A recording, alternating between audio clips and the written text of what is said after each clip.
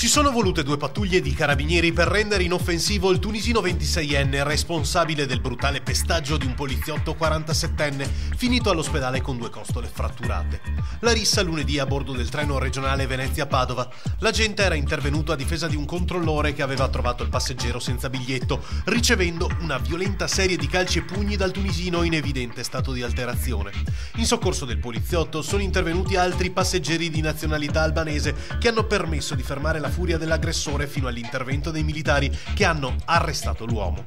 Per lui notte in carcere, processo per direttissima per resistenza continuata e lesioni aggravate a pubblico ufficiale.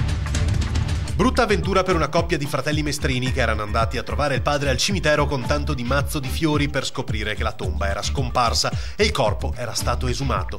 Nessun errore secondo Veritas, che gestisce i servizi cimiteriali in tutto il comune.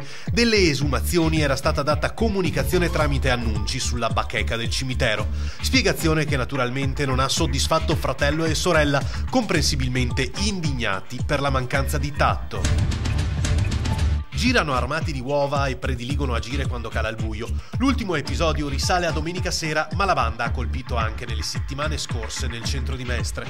Gettano uova sulle vetrine dei negozi o contro le automobili in corsa. Semplici atti vandalici o qualcosa di più per ora non si sa.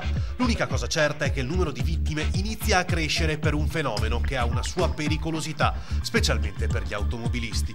Come è successo domenica poco prima di mezzanotte, quando un'auto in transito in via Rielta, nel tratto in cui la strada attraversa il boschetto del Parco della Bissuola, è stata centrata sul parabrezza da uova lanciate da bordo strada. Nel web gira già l'allarme che invita a non fermarsi se si viene investiti dalle uova. Sarebbe infatti un modo usato dai banditi per poi avvicinare le vittime e derubarle.